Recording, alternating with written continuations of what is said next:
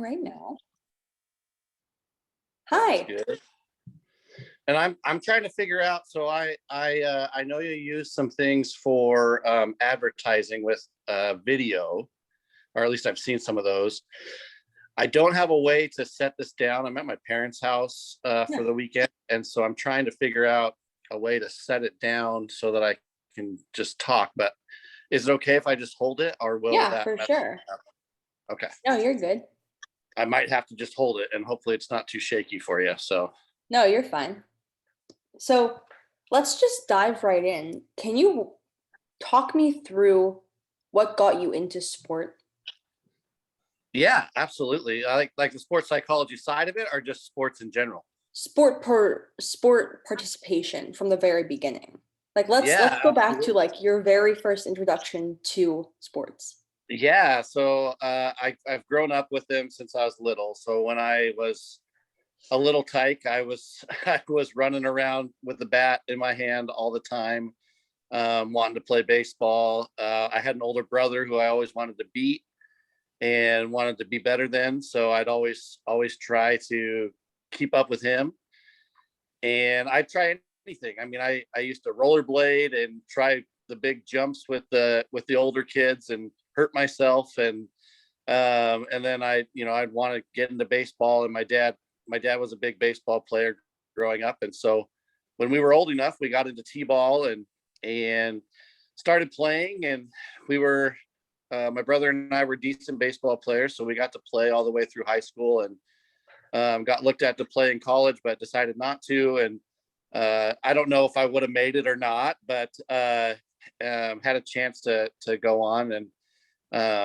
but yeah, so that was kind of my baseball growing up. I played basketball and football as well, and just really enjoy sports. I love the aspect of just getting to watch athletes try to achieve at their highest level, and see I learned a lot from sport. I was a pretty hot-headed kid. And I mean, I broke a pitching machine on our high school team because I was mad. So ended up having to work that off and things like that. So I learned a lot through sport of just how to deal with my attitude and deal with what it looks like when you're not doing well, and how to push through failure and things like that. So, and then with sports psychology, I had a tryout in college, and I basically choked. I couldn't throw the ball 5 feet, got so nervous, didn't know what I was doing. And so because of that, it really kind of sparked an interest in me of like, oh, the mind is way more important in this than I even realized, because I was always good enough to play. And then I went to a college tryout and saw, oh, these guys are really good, and got nervous and didn't know what to do with that. So so that's kind of my intro with sports, and how I kind of got started. So was that experience at that tryout your very first kind of run in with the mental side playing such a huge role in the way that the physical side manifested? Yeah, absolutely. I was so confused. I didn't know what was happening. I couldn't. I basically got the yips, and I couldn't throw the ball. We went out to warm up, and I started feeling weird. I was like, what? Why do I feel weird? And then when I started to throw with my partner, I couldn't throw it to him. We were 5 feet apart. I mean, we were not far apart, and it was just such a unique experience and humiliating at the time. But now I can look back on it and be like, well, I just wasn't prepared mentally. I didn't know what I didn't know, and I didn't realize that when I got to a higher level, that the mental side was going to be such a big deal, and that it was going to be something that could help me, and also something that could hurt me if I wasn't prepared, and didn't understand, the importance of it. So yeah, that was definitely just an experience of, I don't know what's happening. I'm confused, and I can't throw the ball 5 feet. Luckily, I could still hit somewhat, but I couldn't throw the ball anywhere, and it was weird. It was such a strange experience. So once you were working through that, did you ever think I should talk to someone about this? Or there is someone who knows how to handle this for me and can help me? Or was it just kind of like a one-off experience? Yeah, so that's a good question, because I didn't at the time, because I was still in high school and had a senior year to come back. And so what I did was, when I came back, I just went to a guy that I knew right away, one of friends on the team and said, hey, let's play catch, because I couldn't play catch 2 days ago. So let's play catch. And I was able to get it out of my head that quickly because I was comfortable and I knew where I was. And so it was kind of like, okay, even though this happened, I was still able to play my senior year like it didn't happen, because I went back to some place that I was comfortable, which is interesting with the mind, because I was comfortable there. So it wasn't as nerve wracking or didn't cause the things that happened when I went and tried out. And so I actually didn't realize the importance of the mind or what happened in that moment until I was out of college and started to look into mindset and what the importance is of having that in a place where you can go perform to your ability level, or at least have the best chance to perform at your ability level, because your mind is in a place that is able to process the things that you need to process. So when you were trying to become a phys ed teacher and Yeah. then midlife decided, okay, never mind. I'm going to focus on sports psychology and the role of the mental game. Yeah. Was there one thing that completely changed that for you, or was it more of like a string of things, or a I don't know, I mean, was there one catalyst that made you change? There was a big catalyst. So, yeah, so I was coaching high school baseball, and when I coached high school baseball, our first year we were incredibly talented, had a lot of talent on the team, probably a top 16 to top 8 team in state type of team. They were really good. And we ended up losing in the first round of the playoffs and we were done. And I was so distraught, is probably too strong of a word, but I was pretty upset after the season because I felt like I had failed those players. I did not, it was my first year coaching, and I was very confused as to why such a talented team who could perform in practice really struggled when the game came. And I didn't understand what it was. And it kind of brought me back to that moment in high school where I choked, but also I was able to meet with Pat Bailey of Oregon State, who was the assistant coach at the time and then ended up becoming the head coach and is now retired from coaching. But he got me hooked up with Brian Kane and really got me started in the process of just what is the mind, what can it do, and what's the purpose of it. And we really started doing intentional drills each day in practice, where we would put them in higher pressure situations in practice, trying to get them to understand that practice really isn't a place where we just kind of hit balls, throw them to first, but it's really a place where we need to be intentional. And then we did meditation practices, and also visualization practices. And it was kind of funny because we actually started the next season 1-9. And so it was like, okay, this isn't really working, but we stuck with it. And we ended the season 10-10, and we ended up upsetting the number 7 team in the state in the first round of the playoffs and won 1-0.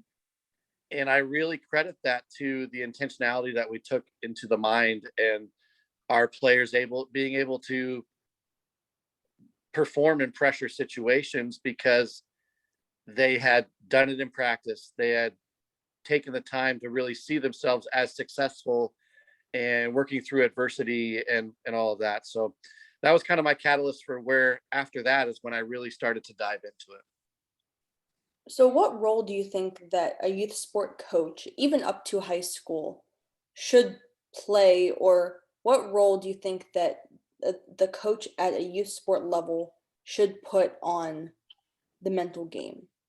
I mean, do you think that it Yeah. should be prioritized as like T-ball age, or do you think that we should start the conversation at like middle or high school? Yeah.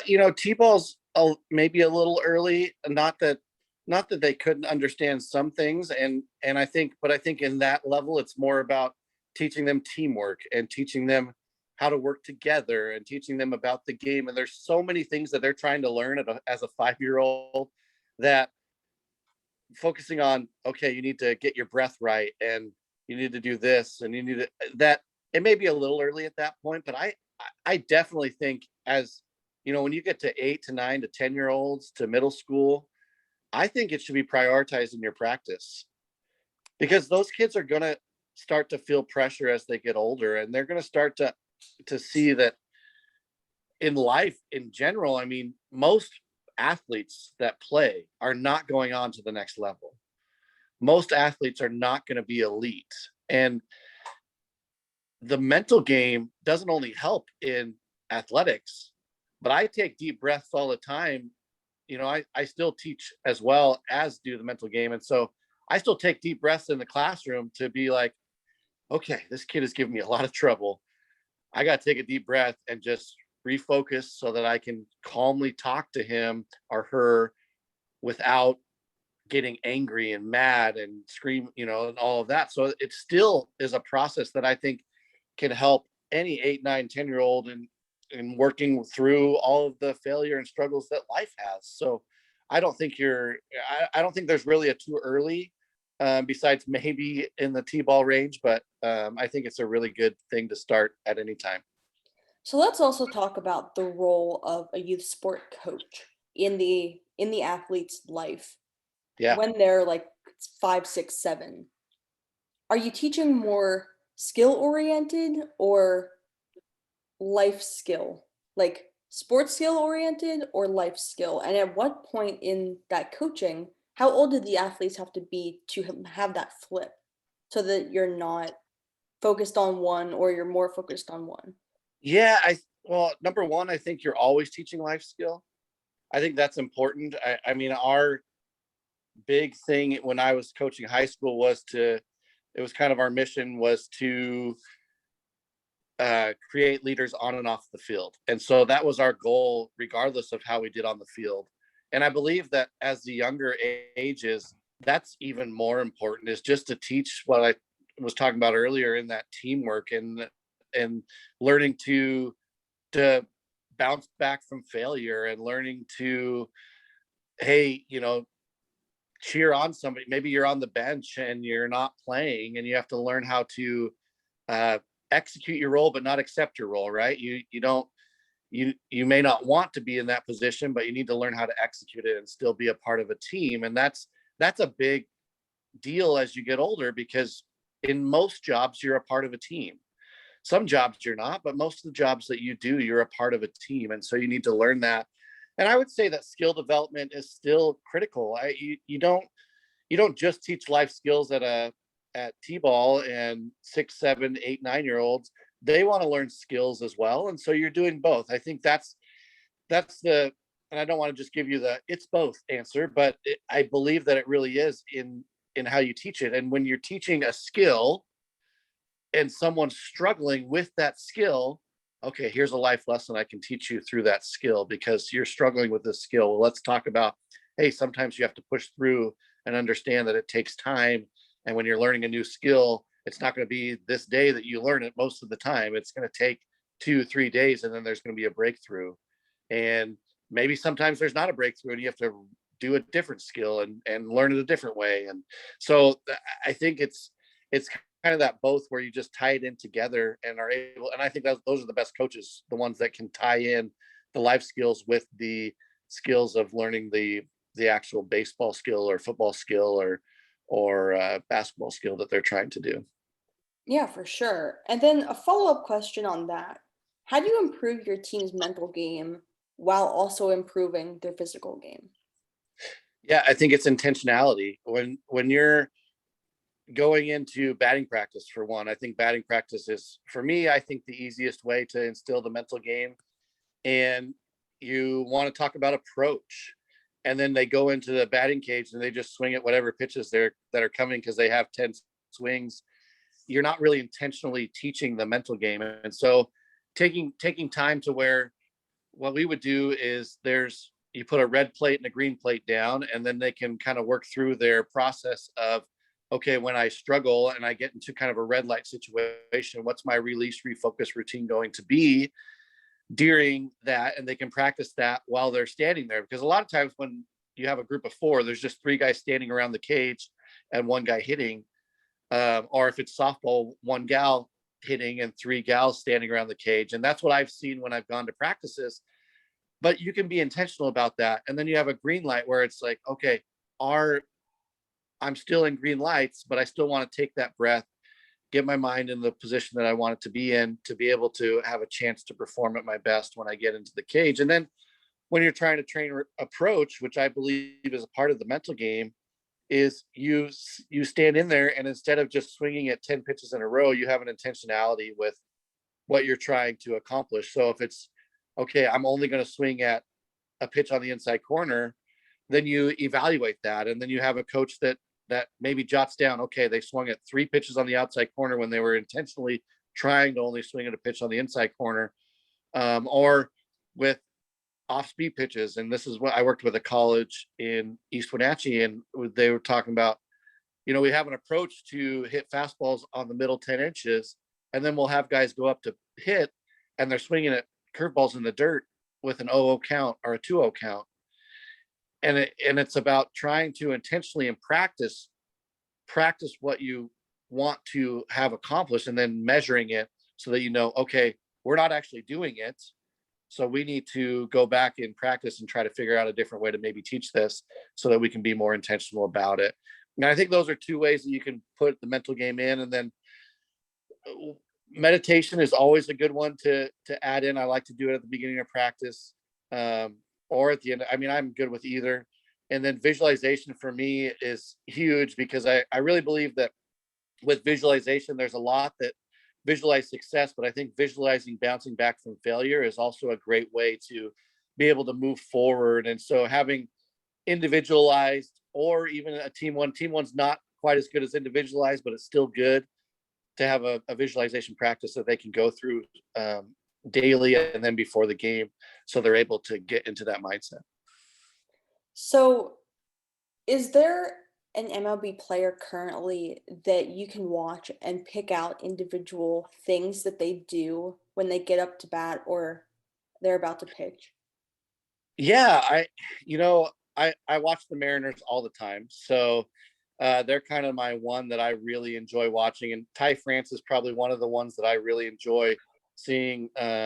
He gets in the box, and every time he takes his deep breath, gets in there, seems to stick to his approach, and that's where I've really enjoyed watching that. And then JP Crawford's another one that I've really enjoyed watching. And I may not be giving you a bunch about the mental game here, but one thing that I've really enjoyed about JP is he's himself on the baseball field. And I believe that's another key to the mental game, is being able to be yourself in whatever sport you are. Because I think, knowing your why, knowing your purpose, knowing who you are is such a critical piece to the mental game, because when you don't know that, then you're always going to try to be somebody else. And what I've really enjoyed about watching JP Crawford this year with the Mariners is that he just exudes joy, and he's a fired up player. And that's not everybody. Not everybody plays that way. But he knows who he is on the baseball field. And I don't think he could have said that maybe 2-3 years ago when I watched him. And now he just exudes that joy and passion for playing the game. And I think he knows who he is. And I think that's a big key in the mental game as well. So those would be 2 players that I really enjoy watching. And they're 2 players that aren't necessarily all-stars yet, but I just love watching how they perform to get the best out of their abilities. Yeah, I mean, there were a lot of, I mean, baseball is a great sport for the little idiosyncrasies of mental performance. I mean, you were just talking about red light and green light routines. I've had that similar conversation with a couple of other baseball centric interviews. They've kind of Yes. worked me through the red light and green light routines and when to use them and what kind of thought processes go into those routines. And I just think that that's very baseball specific, but it works Yes. really well. Yes. And it does. And but I would argue too that it also works. So I have a brother who coaches who refs college basketball, and he uses the red light green light routines with himself when he refs college basketball. So I believe that they can transfer. I think it's going to be different in each sport. Like basketball is a much faster sport, so you're going to have to be quicker in how you do it, or you're going to have to wait till a timeout to maybe reset. But you can still do it. And I think that's the key, is being able to adjust them so that, like, I think it's my brother will hit his side, or at least he used to do. I think now he squeezes his fist when he needs to reset, and then he'll look at the shot clock, because there's always a shot clock in every basketball gym that he goes in and plays. And so I think there's a way to transfer it to other sports, but it's going to be different. Football, you have, a 12 to 15-second play, but then you have about 30 seconds in between that maybe you can reset. And so it's a little different. Baseball is obviously a lot slower, and I love that about it, but it's a lot slower, but it allows you to have a little bit more time to be able to reset. Maybe you strike out, but you have a little bit of time for those other 2 outs to reset before you go back on defense. And so that gives you a little bit of time to do that. So it's definitely, yeah, baseball centric, but I think it can transfer as well. So when you're teaching a freshman about what goes into a red light routine or a green light routine, what are you prioritizing, telling them and explaining to them about that process? Yeah. So the biggest thing for me is that the breath is always happening right now. So whenever you start to get into, for one, the green light routine, I think always having a breath to kind of get us refocused and ready, even when we're in green lights, is important. So starting with the breath, I think we always start with the breath. And then when we get to the red light routines, it's having that physical action to kind of, with the breath, to really and letting it go, to let go and move forward from that. Because I think, especially freshmen, you're talking freshmen in high school, they have a really tough time moving forward. And when you make a mistake as a freshman, especially, let's say, in practice first, you make a mistake in front of a senior, you want them to know that you made that mistake, because you don't want them to think, oh, I don't care. So you're going to make this big, dang it, I messed up, blah, blah, blah. When in reality, you don't have to do that for them to understand that that you made your mistake. And when you make that mistake, being able to let it go and move forward is probably the biggest piece. And so really being able to have that focus and that focal point, and being able to have the chance to have that physical action with it. Because I think the physical action, what I really love, because what I used to do as a coach when I would get in red lights, because a lot of coaches won't say this, but we get in red lights too, and especially with umpire struggle. And I would always squeeze my fist and release it. And when I let go of my wrist with my breath, it was allowing myself to really release that and let go of what that was. Even though the tension may still be there, the frustration may still be there, but you're able to let go of that action, and then move forward into that next step and push to the next position. And so I think with a freshman, that's really key, is just getting them to understand that it's one play, and you're going to get another play. And the thing that we don't want is to have one play affect another play. And that's the hard piece, is teaching them to let go of it, so that we can continue to move forward into the next play. Because it's going to happen. You're going to make errors. I mean, especially as a freshman in high school, you're going to make errors. You're going to make, have difficulty. But as long as you're going 100% and you're working really hard, and you make a physical error, then continue to let it go and move forward and learn from it. And then we go forward to the next play. So when you're talking to freshman, sophomore, junior, senior about just the mental game, are you doing those visualization exercises pregame as a team, or are you kind of giving them the steps and then allowing them to do it themselves? Yeah, I always allow them to do it themselves. I don't think there's a wrong answer here, but I think the more we can individualize with the mental game, the better we're going to be, because it really is individual. I mean, we see the Cal State Fullertons, that every single player looks at their bat and takes a deep breath and steps into the box.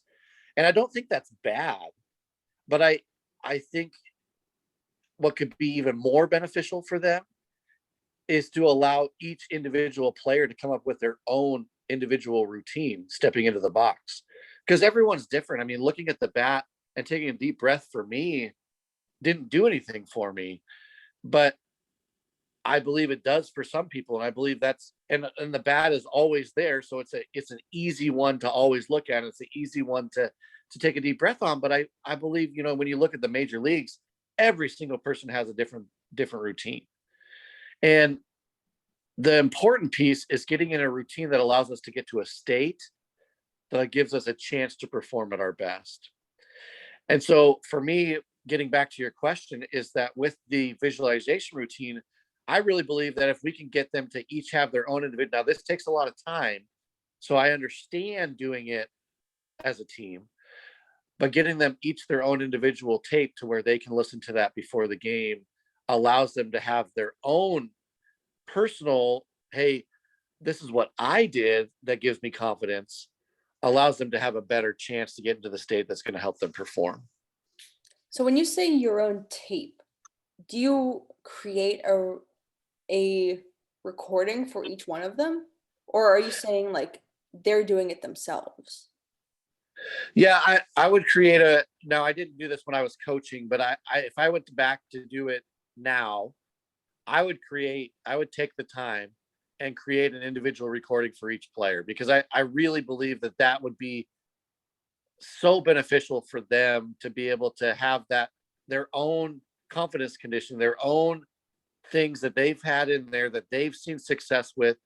You know, you may say, now you see yourself hitting a home run, and you have a kid that's never hit a home run in his life, and he may have trouble visualizing that. But if you say, hey, remember that time when you hit the double to win the game when you were 14 years old, and now it's specific, and it allows them to see, okay, I've done that, I can go do that again.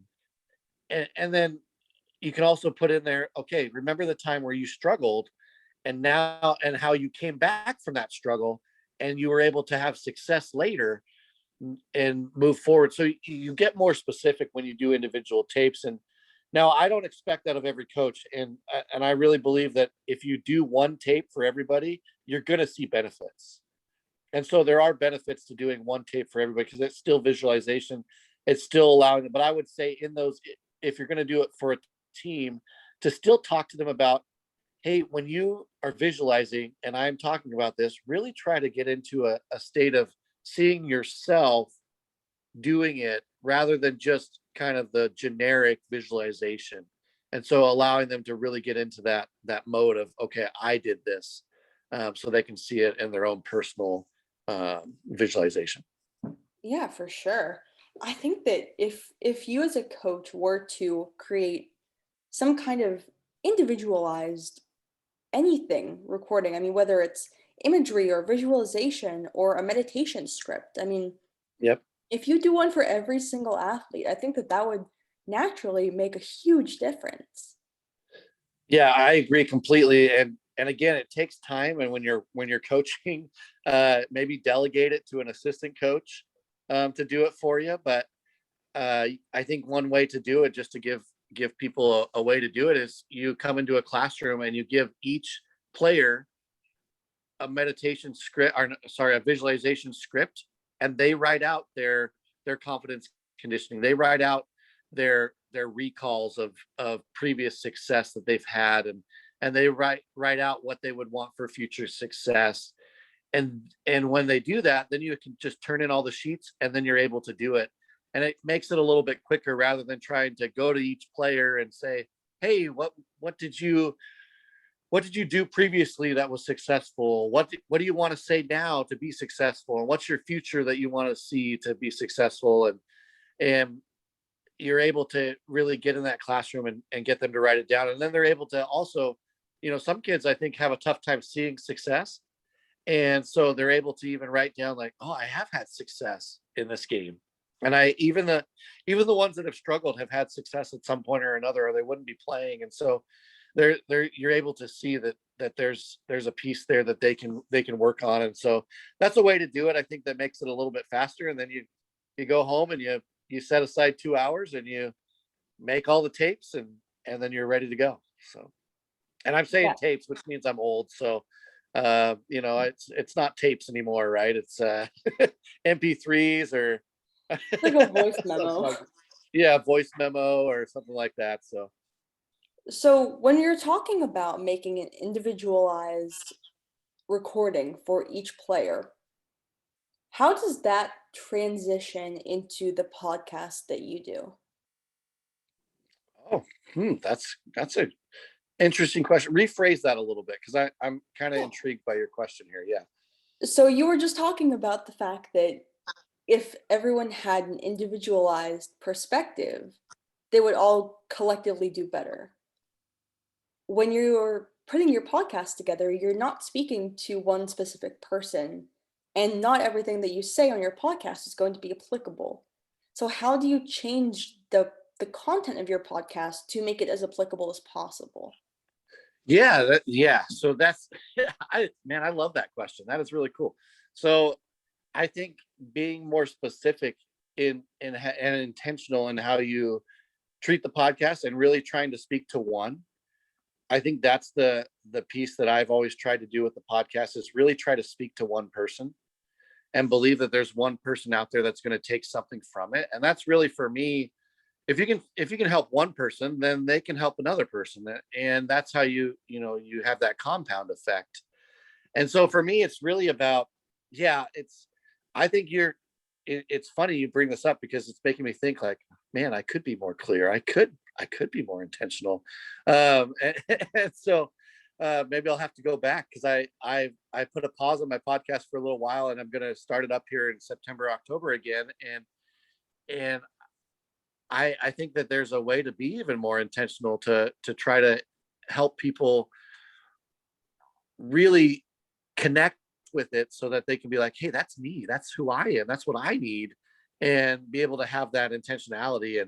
And that, since we're talking about podcasts, I got to say that yours is one of the coolest I've listened to, just in the way that you do it. I think it's really neat. I've never heard one like that before, and so I just want to say that Thank you. it is really cool how you do your podcast. I really like it. Thank you so much. Absolutely. Yeah, I mean, I was going through as I was kind of preparing for this interview, I was just kind of listening to some podcasts that were similar to your experience. And I mean, I've had a lot of mental performance coaches in the baseball sphere come on this Yeah. podcast because I'm just fascinated by the baseball mindset. Yeah. And I mean, the same kind of principles have been echoed. And I just think that it's so cool that you guys have never met and still Yeah. Yeah. you are imparting on these youth athletes the same positive principles. I think that that's really cool. I mean, who is one of your mentors in this space? Like, how do you consume your sports psych knowledge?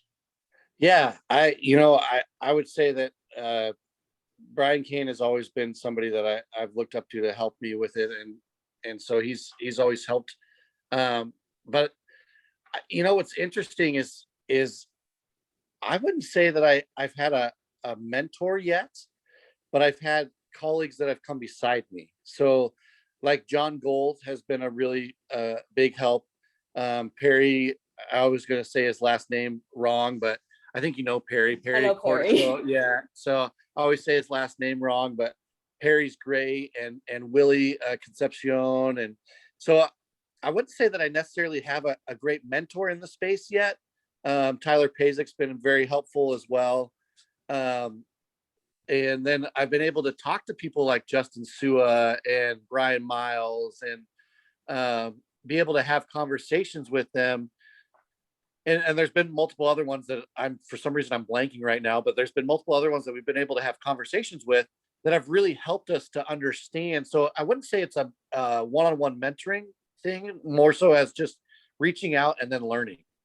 And I think that's been the coolest piece with mental performance is that there are so many kind, generous people in the mental skills world that, and I'm sure you found that out with starting a podcast, is everybody's so kind that you could say, hey, can we meet up? Like Justin Sue is one of the busiest people out there.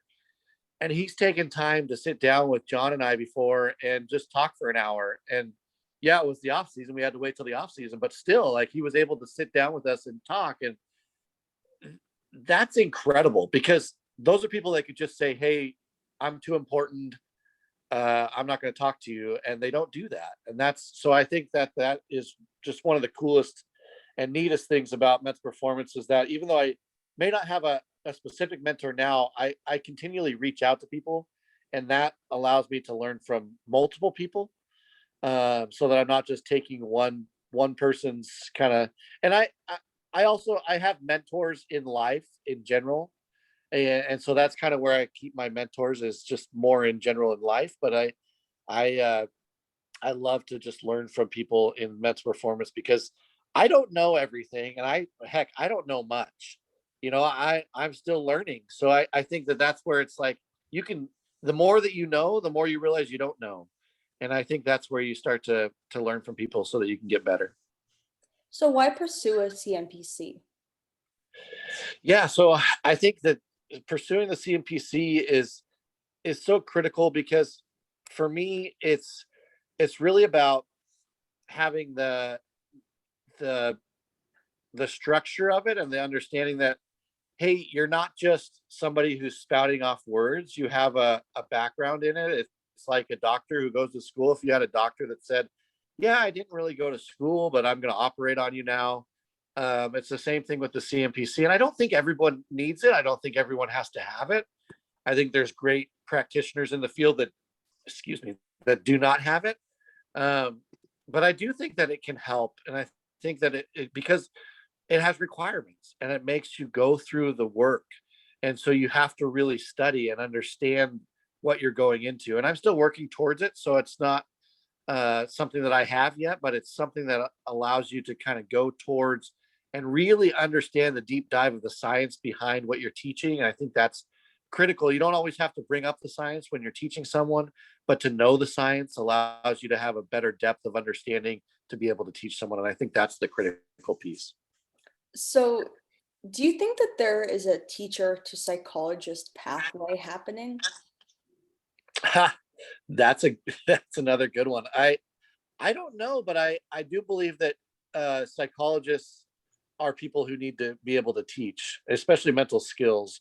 You have to have an ability to ask questions, an ability to. Sorry, I just got. Sorry, my power on my phone was low there. Sorry about that. You're good. Uh, I believe that it you have to have an ability to talk with people and communicate with people and build the relationship, because if you can't build a relationship, it doesn't matter the skills that you have, you're not going to be able to teach any of them. And so I don't know necessarily if there's a teacher to mental performance pathway, but I do know that if you're going to do mental skills or mental performance, you better be able to teach and understand. And and that for me is more about asking questions and being curious and really diving into who the person is, so that you can understand them and then give them the tool that you're hopefully able to have, because you've studied and you understand it. So let's kind of jump off of that. Let's talk about the transition from physical education to mental performance. Yeah, absolutely. Yeah, So so I go guess ahead. is there, in the way that coaching is kind of an underlying factor in that, just like my last question was kind of teaching is an underlying perspective that you have to have. Do you think that you have to have a coach's mindset in order to be a successful mental performance practitioner? Tricky question, because I don't think necessarily that you have to be a coach in mindset. I think the biggest thing is you have to be a relationship builder. You have to be someone that can talk and communicate and listen. And so, there's still some coaches out there that are pretty my way or the highway, and I don't believe they would be great practitioners. But luckily, I believe that's changing in this world, and I believe that there's such a bigger calling. I think there's a bigger calling with coaches nowadays than there was years ago. Not that coaches weren't good years ago. There was tons of great coaches years ago. And a little old school mentality is not bad. I don't think that's bad. But in the new way, it's more about building relationships and understanding your athletes. And I think that that is critical. And athletes nowadays will ask questions. They're not just going to sit back and take what you say as the gospel, which is what used to happen. And I don't believe that was the best way to go about it. I think nowadays, where they're asking questions and taking control and ownership of what they're doing, I think that's critical. So I think you have to be willing to be wrong nowadays. You have to be willing to say I don't know. Um, you have to be willing to not be arrogant, and because it's easy to try to come up with an answer when someone asks a question because you don't want to sound stupid. It's much harder to say I don't know, but I will find out. And I believe that that's really a critical piece to what the new mental skills coaches are when they start to say, hey, will this work for me? Well, I don't know, but let me find out, and let me look into it, or something like that. And so I think that you just have to be an understanding person and someone who's curious, someone who's able to ask questions, and someone who's able to listen. To be so coach's mindset, I don't know, because every coach is different, but I think that having that ability to listen is going to be a critical piece to being able to be a good mental skills coach. Yeah, I agree. I mean, I think that you have to be a teacher, but you don't necessarily have to be a hard-nosed coach in order to Yeah, get your point across. absolutely, 100%. And when you're teaching, what I say with teaching is not about being up in front of the classroom and telling them what they need to know. It's more about creating curiosity and asking questions and getting them to take ownership of what they're trying to learn. So I think it's different today than what it used to be, and I think that's a good thing, and I'm excited about that. Yeah, I mean, I think that we also have coaches who believe in the importance of the mental game. I mean, Yes. gone are the days where coaches don't prioritize mental health. And I mean, coming off of this Olympics, it's going to be really difficult to not prioritize, especially because these athletes, beginning of high school up, are listening to these pro athletes talk about their mental health and how Absolutely. it's not always perfect and you can get to the Olympics and pull yourself out. And I just think that that's a really interesting viewpoint that I'm excited to see manifest and play out in the next like 5 to 10 years. I mean, I was having an interview a couple episodes ago where we were talking about the shift in coaching behavior as it pertained to conversations surrounding mental health. And we were just talking about the fact that no longer are you, as a coach, avoiding it. And Yep. coaches who end up avoiding it may then be confronted by their athletes saying, I need this help. And so, as a coach who suddenly is faced with this mental health, I hesitate to say crisis because it's not a crisis necessarily, but just the want for more mental health resources, you have to facilitate those for the athlete, whether or not you believe that they're useful or not. 100%. And these Olympics have shown so much. And I liked what I don't know if you saw what James Schwabach wrote the other day about um, what happened in the Olympics, but he was talking about how he's that wasn't necessarily a mental skills problem. That was more of a trauma problem that he would refer to somebody else. And it's it's so critical to understand too the pieces of, okay, I can help this person with mental skills, but maybe they need something more. Maybe they need to deal with something different than what I can give them, and being able to do that. And I think it's so cool what Simone Biles did. Now, it was interesting because I'll be honest, when she first backed out, I was like, oh, that's interesting. And it made me stop in my tracks and even talk to my sister-in-law. I was like, I don't know how I feel about that. And then as I've listened and as I've learned and as I've taken more time to kind of see what she was dealing with, she wasn't afraid to put her mental health above an Olympic medal, which is takes a lot of courage, takes a heck of a lot of courage. And that can be scary because I can imagine that she was nervous about the reaction. She was nervous about, what it's going to look like. She was nervous because she's probably the greatest gymnast of all time. And so I just am so proud and excited to see that that's something that we can look at nowadays. And actually, hopefully this will be a start to saying, hey, we need to prioritize the mental health of our athletes and realize that there may be more going on, and this may happen again.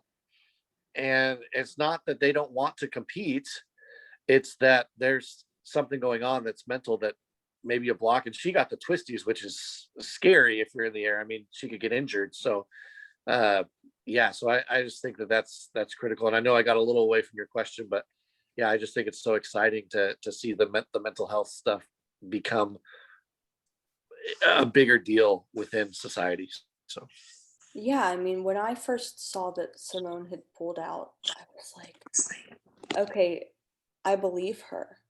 I believe that something is wrong, but I don't have enough information at this point to put the pieces together. exactly, yeah. And because I was not the only one in that position, I immediately took to Twitter, and I was just looking through just the comments that were being said about her with zero understanding of what she was actually going through. It was Oh just like God, it's crazy. people talking about how she had let her country down and how they could have never gotten to the Olympics and not gone through with it. And they didn't understand why she had been selected over someone else. And there was just so much utter negativity. Yes. And it was, I mean, from a mental performance side, do you see that kind of negativity as helping or hurting an athlete's ability to talk about that? Because it didn't slow her down, or maybe it did. I mean, maybe she could have come out earlier. Yeah, I think it's still tricky because when you're on the biggest stage, you do feel the pressure to perform, right? You feel that, and I bet she did feel the weight of her country on her shoulders, and she even said that. Sometimes I feel the weight of my country on my shoulders, and yeah, the negativity I think with mental game is it's tough because I believe that athletes, you want to tell them, hey, stay off social media, but then we're all on social media too. So it's hard to tell someone to stay off of it. And it's too bad that this is the way it goes. If you fail, I mean, the reliever for the Mariners who gave up the game-winning home run had people in his wife's DMs telling him really negative things the other night. So it's the nature of the beast, which sucks. But I think also that what Simone did is going to help. And I think that regardless of the reaction on Twitter, because really Twitter's not real life, right? So, and you have a lot of keyboard warriors that are on there that like to say things that they'd never say it in real life. But and she got a lot of support too, which I think was huge. And so I think it's going to help rather than hurt, even though, yeah, there may be some negative reaction out there. I think the positive reaction that she was able to receive from most of the community will help in the future for other athletes that may be dealing with some of the same things. Yeah, I mean, I saw this post and it was like, Simone Biles won't see that you're hating on her, but all of your other friends, all of the people who follow you and are struggling in silence will. Yep.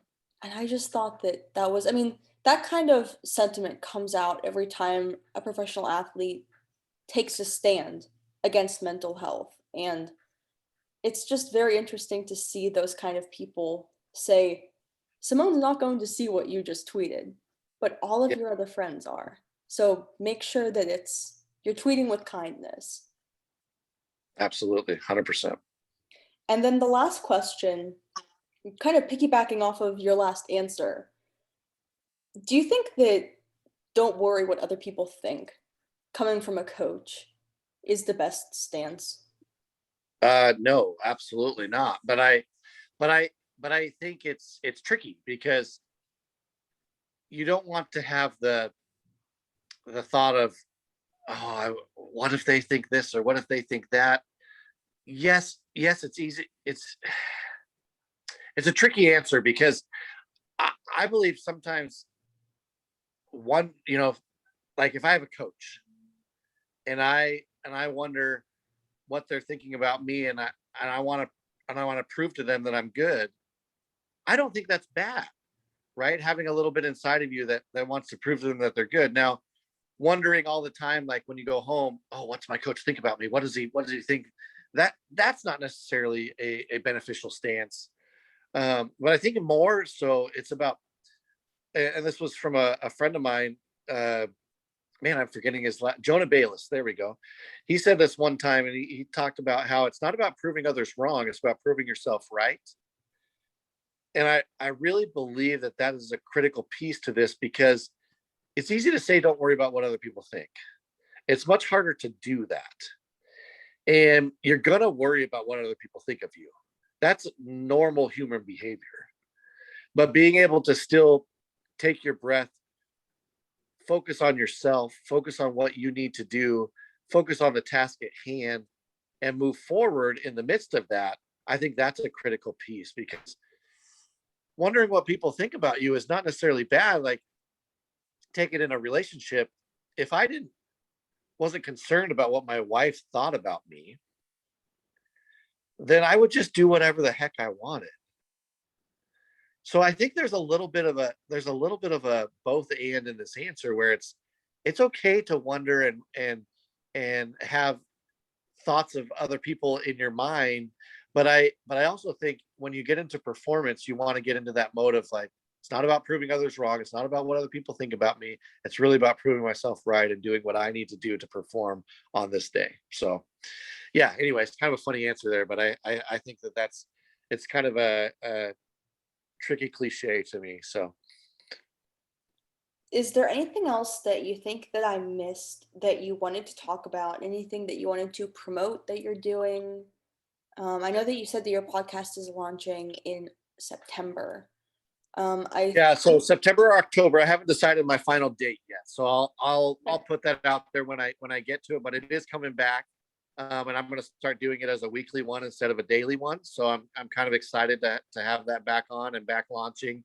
That'll be fun. It's called Action is Power, and it'll be back because I'm always the knowledge is great, but action is power guy. So that's what I'm about. But um, I don't really have anything else. I'm just excited to be here. I'm thankful that you reached out. I always feel humbled and honored when I get someone to reach out and ask me to be on their podcast, and so I'm just thankful and appreciative that you reached out to me, and I've really enjoyed the conversation. So thank you for having me here. thanks so much for being on. I'm gonna try to see when your episode is coming out. Okay. So your episode should be in 2 weeks. Okay, perfect. So Well, just let me know and I'll not promote it. tomorrow, or not this Wednesday, but next Wednesday. Okay, perfect. Yeah, just let me know and I'll promote it. Awesome. And then can you also message me or email me a picture I can use for social media? Yeah, absolutely.